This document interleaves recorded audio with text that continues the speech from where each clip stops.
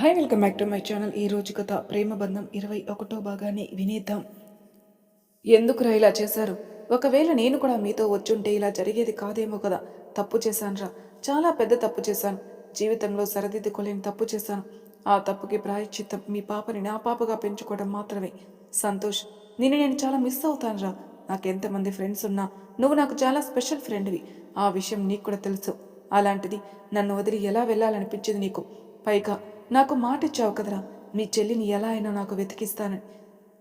మరి ఆ మాట నెరవేర్చకుండానే వెళ్ళిపోతే ఎలారా అని ఏడుస్తూ ఉంటాడు రిషి. అసలు అతనికి ఎలా రియాక్ట్ అవ్వాలో కూడా తెలియటం లేదు. వాళ్ళు అలా చూస్తున్నాడు అని ఎప్పుడూ అనుకోలేదు అతను. కాసేపటి క్రితం వరకు కూడా నవ్వుతూ సరదాగా అతనితో మాట్లాడిన వాళ్ళు ఉన్నట్టుండి ఇలా సవాలుగా మారటం నమ్మడానికి అతని మనసు ఒప్పుకోవడం లేదు. నవ్య, నీకు మాటిస్తున్నాను, ఇంక నుంచి తను నా కూతురు. సంతోష్ ఎప్పుడూ అంటూ ఉండేవాడు, నాకు కూతురు పుడుతుంది, నాకు ఎంతో ఇష్టమైన పేరు నేహ అని పెట్టాలని.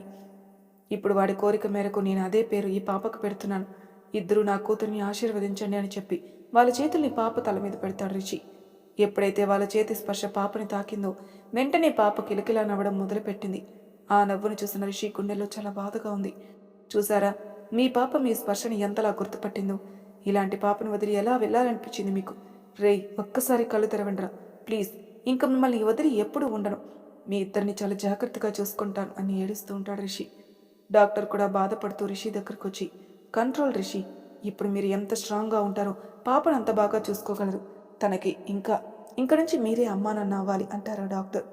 ఆ మాటలకు రిషి తన్ని తాను కంట్రోల్ చేసుకుంటూ చివరిసారిగా వాళ్ళని చూసుకుని మిగిలిన కార్యక్రమాలు చేస్తాడు. మిస్ యూ రా Santosh, miss you so much. ఇద్దరు ఒకేసారి నన్ను వదిలి దూరంగా వెళ్ళిపోయారు. మొదటి నుంచి నేనంటే మీకు లెక్కలేదు, ఇప్పుడు కూడా అలానే లెక్క చేయకుండా వెళ్ళిపోయారు. వెయిట్ చేస్తూ ఉండండి రా, నాకు ఏదో ఒక రోజు వస్తుంది, అప్పుడు చూపిస్తాను ఈ రిషికాడ్ అంటే ఏంటో. ఇప్పటి నుంచి నేను బ్రతుకుతాను కేవలం నా కూతురు కోసం. ఎస్, ఇది నా కూతురు, నా బేబీ అని పాపని గుండెకి హత్తుకుని వెలుగుతున్న చితిమంటల్ని చూస్తూ అనుకుంటాడు రిషి. మిగిలిన అన్ని కార్యక్రమాలు పూర్తి చేసుకుని పాపని డాక్టర్కి చూపించి తిరిగి ఇంటికి పయనమవుతాడు. అప్పటి వరకు ఆడుకుంటున్న పాప ఉన్నట్టుండి ఏడవడం మొదలుపెట్టింది. అసలు తను ఎందుకు అంతలా ఏడుస్తుందో అర్థం కాక కారు పక్క కాపి తనని గుండెకి హత్తుకుని, ఏమైంది బంగారం, ఎందుకు ఏడుస్తున్నావు అని తన్ని ఊరుకోబెట్టడానికి ట్రై చేస్తాడు. కానీ ఎంతకీ పాప ఏడుపు ఆగదు. కారు దిగి అటు ఇటు చూస్తాడు. ఏడవకు బంగారం, ప్లీజ్ ప్లీజ్ అని తను బ్రతిమలాడుతూ ఉంటాడు. తనకి చిన్నపిల్లల్ని చూడడం ఇదే మొదటిసారి అయ్యేసరికి అసలు వాళ్ళని ఎలా కంట్రోల్ చేయాలో తెలియక తను కూడా కన్నీళ్లు పెట్టుకుంటూ ఉంటాడు. ఈలోపు ఒక పెద్ద ఆవిడ తన మనవరాలను తీసుకుని అటువైపుగా వెళ్తూ రిషిని చూసి అక్కడికి వస్తారు. ఏమైంది బాబు, పాప ఎలా ఏడుస్తుంది అని అడుగుతారు ఆ బామ్మగారు. తెలియదు బామ్మ, నాకు చాలా భయంగా ఉంది. ఇప్పటి వరకు బాగానే నవ్వుతూ ఆడుకుంది, సడన్గా ఏడవడం మొదలుపెట్టింది అని అంటాడు రిషి కన్నీళ్లతో ఆవిడి వైపే చూస్తూ. పాపను చూస్తుంటే ఈ రోజే పుట్టినట్టుగా ఉంది, మరి తన తల్లి ఎక్కడ బాబు అని అడుగుతారు ఆవిడ రిషి వైపు చూస్తూ. ఆ మాటకి రిషి ఇంకా బాధపడుతూ, తను చనిపోయింది బామ్మ అంటాడు. అయ్యో, ఎంత పనైంది, ఒకసారి పాపని ఇలా ఇవ్వు బాబు అని పాపను ఎత్తుకుంటారు. ఆవిడికి పాపను చూడగానే అర్థమైంది తన ఆకలికి ఏడుస్తుందని. రమా, కొంచెం పాపకి పాలు పట్టి తల్లి, పాపం ఆకలికి ఏడుస్తుంది అంటారు బామ్మగారు. అప్పుడు అర్థమవుతుంది రిషికి పాప ఆకలికి ఏడుస్తుందని. బాధగా పాప వైపు చూస్తూ, సారీ బంగారం, మొదటి రోజే నీ అవసరాన్ని తెలుసుకోలేకపోయాను అనుకుంటూ ఉంటాడు మనసులో. కానీ బామ్మ, ఇక్కడ ఎలా ఉంటుంది ఆ అమ్మాయి కొంచెం ఇబ్బందిగా రిషి వైపు చూస్తూ. పర్లేదు సిస్టర్, మీరు కారులో కూర్చోండి, నేను ఇక్కడే బయట నిలబడతాను అంటాడు రిషి. ఆ అమ్మాయి సరే అని తన చేతిలో ఉన్న బేబీని రిషి చేతికిచ్చి నేహాని ఎత్తుకుని కారులో కూర్చుంటుంది.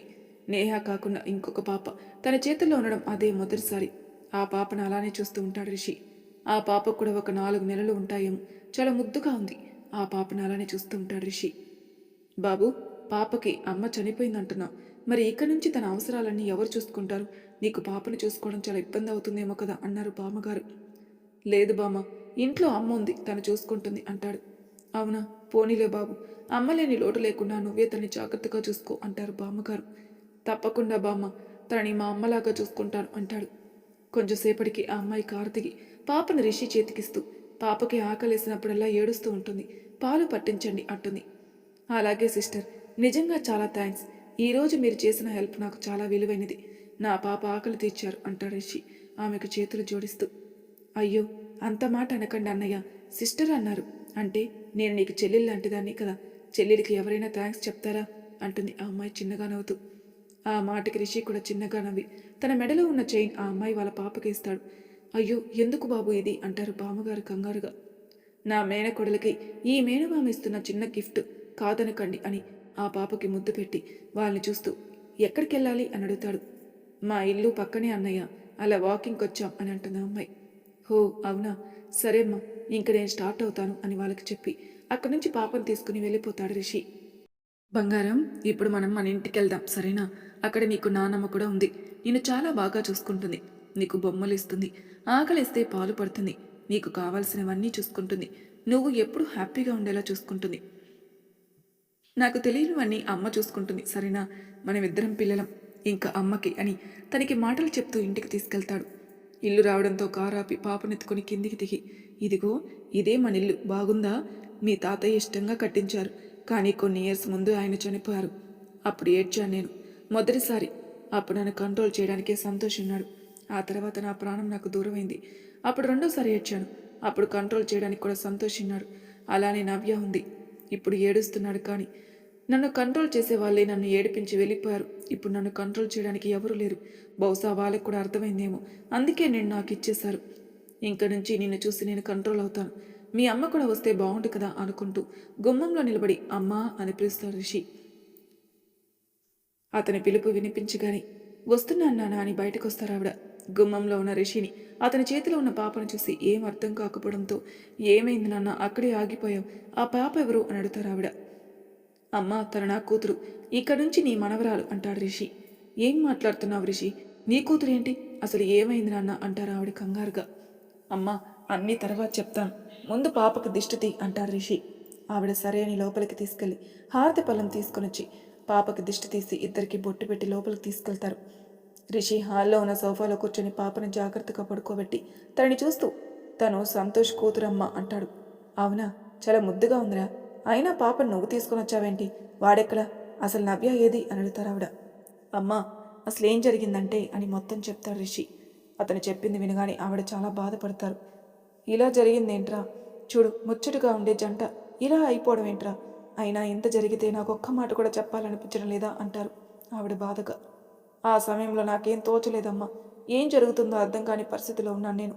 ఆ క్షణం నాన్న దూరం అయినప్పుడు ఎంత బాధపడ్డానో ఇప్పుడు కూడా అంతే బాధపడుతున్నాను అంటాడు రిషి పాప వైపే చూస్తూ. ఆ మాటకి ఆవిడ కూడా చాలా బాధపడతారు. ఆవిడకి తెలుసు సంతోష్ అంటే అతనికి ఎంత ఇష్టమో. అలాంటిది ఇప్పుడు అతను దూరం అయ్యేసరికి అతను ఎంత బాధపడుతున్నాడో ఆవిడికి అర్థమవుతుంది. కన్నా, బాధపడకు, ఇంక నుంచి మనం పాపని చాలా జాగ్రత్తగా చూసుకుందాం. నువ్వు చెప్పావు కదా తను నీ పాప అని, ఇంకా ఈ క్షణం నుంచి తను నా మనవరాలు అంటారు ఆవిడ. చాలా థ్యాంక్స్ అమ్మ, అర్థం చేసుకున్నందుకు అంటాడు రిషి ఆవిడ వైపే చూస్తూ. ఆ మాటకి ఆవిడ అతని తల నిమురుతూ, వాడు కూడా నా కొడుకే కదరా, అలాంటప్పుడు తను నా మనవరాలు కదా అంటారు ఆవిడ. ఆ మాటలకి రిషి చాలా హ్యాపీగా ఫీల్ అవుతాడు. ఇంకా ఆ రోజు నుంచి కూడా నేహాని చాలా జాగ్రత్తగా చూసుకుంటాడు రిషి. చాందిని వాళ్ళకు కూడా తన కూతురు అని చెప్తారు. ఆ తర్వాత సులోచన గారు నిజం చెప్పడంతో ఇంకా ఆ విషయం గురించి అతని దగ్గర మాట్లాడకూడదు అనుకుంటారు. అలానే తన ఫ్రెండ్ కూతుర్ని తన కూతురు అని చెప్తున్న రిషి మీద మనోజ్కి గౌరవం మొదలవుతుంది. అలా ఆ రోజు నుంచి రిషి కూతురు నేహ అవుతుంది. ఇదంతా చెప్పి కన్నీళ్లు పెడుతూ ఉంటారు రిషి. తన్వి కూడా ఏడుస్తూ ఉంటుంది. తన ప్రాణ స్నేహితురాలు ఇలా తనకు దూరమైందని, అలానే ఆ క్షణం తను ఎంత బాధపడిందో తలుచుకుని వెక్కి వెక్కి ఏడుస్తుంది. ఎందుకు రిషి ఇలా జరిగింది మనకు, అసలు మనం ఏం తప్పు చేశామని. పాపం రిషి వాళ్ళు ఎంతలా ప్రేమించుకున్నారో తెలుసా. ప్రతి క్షణం వాళ్ళ ప్రేమని దగ్గరుండి చూశాను నేను. నవ్య వాళ్ళ నాన్న గురించి భయపడుతూ ఉంటే నేనే ధైర్యం చెప్పాను, వాళ్ళ ప్రేమ విషయం ఆయనతో మాట్లాడతానని. వాళ్ళ ప్రేమ గెలిస్తే సంతోషపడింది నేను. అలాంటిది వాళ్ళు ఈరోజు తను లేదు అంటుంటే తట్టుకోవడం చాలా కష్టంగా ఉంది. అలానే ఏడుస్తూ అతన్ని హత్తుకుంటుంది తన్వి. వాళ్ళిద్దరికి కూడా ఆ క్షణం సంతోష్ నవ్య వాళ్ళతో చేసిన అల్లరి గుర్తుకొస్తుంటే ఆ రోజుల్లోకి వెళ్ళిపోతారు. ఆ సిచ్యువేషన్స్ అన్నీ గుర్తుకు రావడంతో తన్వి రిషి ఇద్దరు చాలా ఎమోషనల్ అవుతారు. అలా ఎలా వదిలి వెళ్ళిపోతారు రిషి, వాళ్ళిద్దరూ మనల్ని ఎంత ప్రేమగా చూసుకున్నారు మనల్ని. నిజంగా చెప్పాలంటే వాళ్ళు దూరం అయ్యారనే మాటే నాకు చాలా కష్టంగా ఉంది రిషి. నిజం చెప్పు, వాళ్ళు బ్రతికే ఉన్నారు కదా, కోమాలో ఉన్నారు కదా, కొన్ని రోజులకు సెట్ అయిపోతారు కదా అంటూ ఏడుస్తూ ఉంది తన్వి. తన బాధని చూసి రిషి కూడా చాలా బాధపడతాడు. లేదు తన్వి, నమ్మడానికి కష్టంగా ఉన్నా సరే నేను చెప్పిందంతా నిజమే. వాళ్ళు ఇంకా మనకి లేరు, ఆ నిజాన్ని నువ్వు యాక్సెప్ట్ చేయక తప్పదు. తెలుసా తన్వి, అప్పుడు నువ్వు ఎవరో తెలీదు, ఎలా ఉంటావో తెలీదు, ఎక్కడుంటావో తెలీదు, నీ గురించి ఏమీ తెలీదు. కానీ నవ్య చెప్పిన మాట నాకు ఇప్పటికీ గుర్తుంది. నువ్వు ఖచ్చితంగా నా కోసం తిరిగి వస్తావు, మీరిద్దరు కలిసి నా పాపను పెంచండి అని చెప్పింది. తన మాట ప్రకారమే నువ్వు తిరిగి నా దగ్గరకు వచ్చావు. అలానే మనిద్దరం కలిసి నేహాన్ని పెంచుతున్నా. అస్సలు అనుకోలేదు తెలుసా నువ్వు నాకు మళ్ళీ ఎదురవుతావని.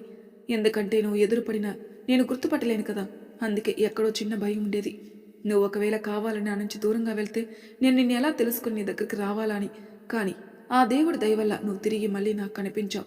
అప్పటి నుంచి నాకు అనిపిస్తూ ఉండేది నువ్వే ఆ అమ్మాయివేమో అని. కానీ ఎందుకు అడగలేకపోయాను. ఫైనలీ మొన్న విషయం తెలిసింది అంటాడు రిషి. నిజమే రిషి, నేను కూడా అస్సలు అనుకోలేదు నేను మళ్ళీ మీ దగ్గరికి వస్తానని, నీ ప్రేమని పొందుతానని. జీవితాంతం ఇంకా అనాథగానే ఉండాలేమో అనుకున్నాను. కానీ నేహా బంగారం వల్ల నువ్వు నాకు దొరకడమే కాకుండా చనిపోయాడు అనుకుంటున్న మా అన్నయ్య కూడా నాకు తిరిగి దక్కాడు.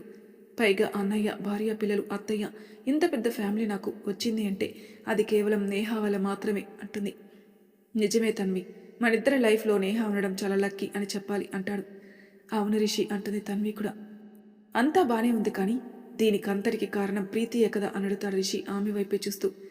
ప్లీజ్ రిషి, నేను చెప్పాను కదా ఈ విషయాలు ఏవి నా అంతటి నేను నీకు చెప్పలేను.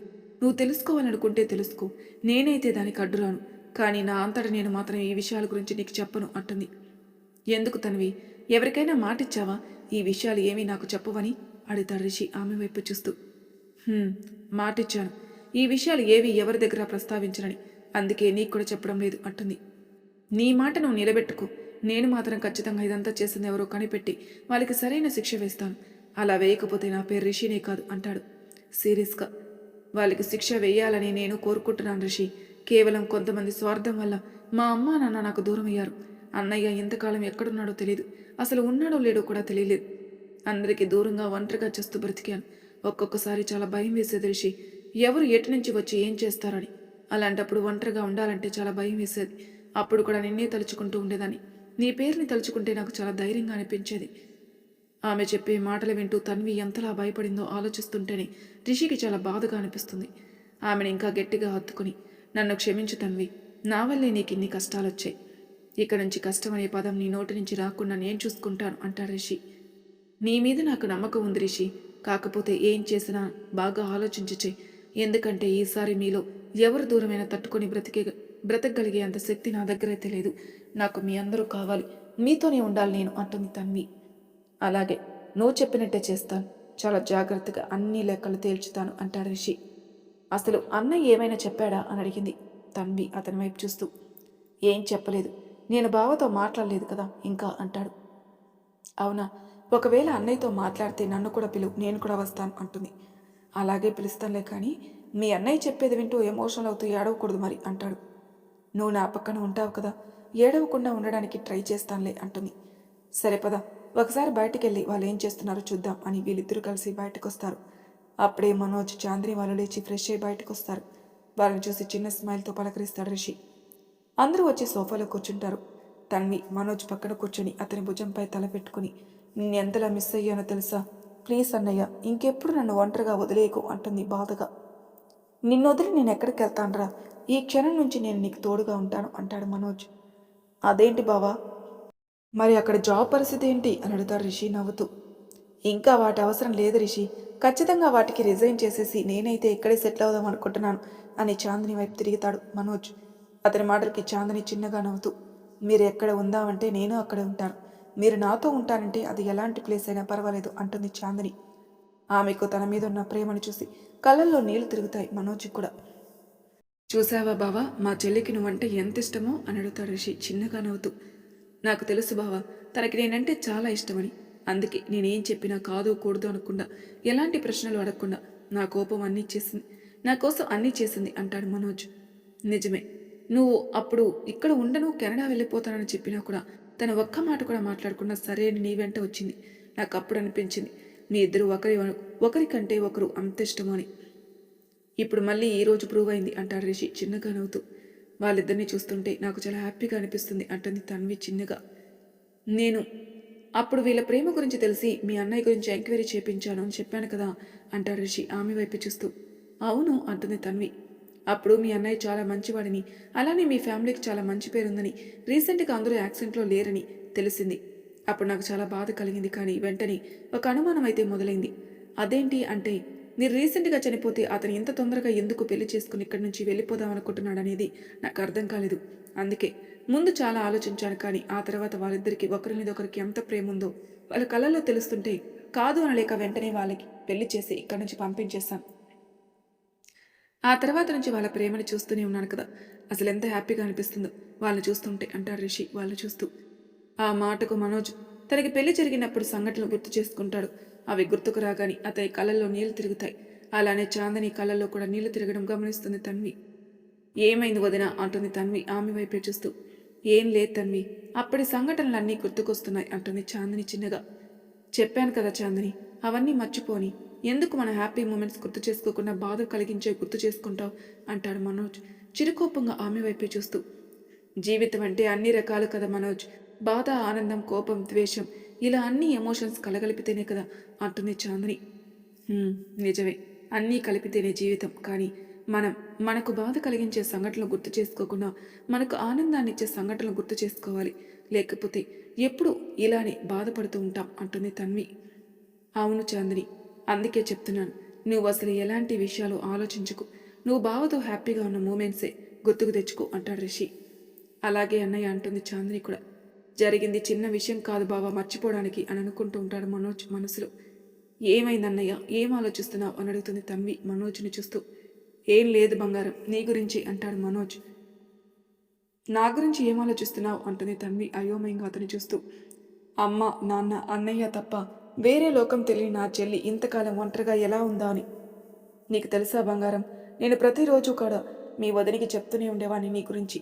మన చిన్నప్పటి నుంచి మనం చేసిన అల్లరి, నీ అలక, నువ్వు నాన్నతో కలిసి చేసిన అల్లరంతా చెప్పేవాని. మీ వదిన కూడా ఎంతలా అలవాటు పడిందంటే ఎప్పుడైనా నేను నీ గురించి తన దగ్గర మాట్లాడకపోతే తనే వచ్చి నన్ను అడుగుతుంది అంటాడు మనోజ్ చిన్నగా నవ్వుతూ.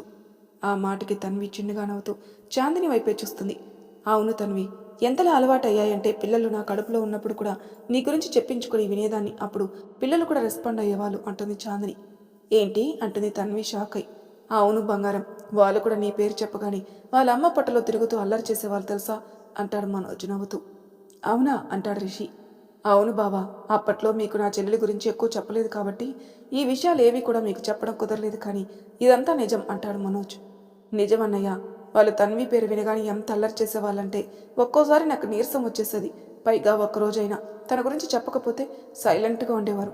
మాకు మొదట్లో భయం వేసి డాక్టర్ దగ్గర కూడా వెళ్ళాం, కానీ ఆయన అంతా చెక్ చేసి ప్రాబ్లం ఏమీ లేదు అన్నారు. కానీ బేబీ మూమెంట్స్ లేవు ఏంటి అని అడిగితే ఆయన దగ్గర కూడా సమాధానం లేదు. అప్పుడే బావా ఏదో మాటల్లో తన్వి అని చెప్పగానే వాళ్ళకి ఎక్కిచ్చారు. అప్పుడు మేమందరం షాక్ అయ్యాం డాక్టర్తో సహా. అప్పుడు అర్థమైంది ఏంటి అంటే వాళ్ళకి తన్వి పేరు బాగా అలవాటైందని, వింటేనే యాక్టివ్గా ఉంటారని. ఇంకా ఆ రోజు నుంచి డెలివరీ అయ్యే వరకు కూడా రోజు తన గురించి మాట్లాడుకుంటూనే ఉండేవాళ్ళం అంటుంది చాందిని. అసలు ఇదంతా వినడానికి తన్వికి చాలా ఆశ్చర్యంగా అలాగే ఆనందం కూడా అనిపిస్తుంటుంది. రిషి కూడా నవ్వుతూ వాళ్ళని చూస్తూ ఉంటాడు. మరి తర్వాయి భాగంలో ఏం జరుగుతుందో నెక్స్ట్ ఎపిసోడ్లో తెలుసుకుందాం. అంతవరకు నా ఛానల్ సబ్స్క్రైబ్ చేయని వాళ్ళు ప్లీజ్ సబ్స్క్రైబ్ చేసుకోండి, లైక్ చేసి షేర్ చేయండి, మీ అభిప్రాయాలు నాకు కామెంట్ రూపంలో తెలియజేయండి. Thank you for listening.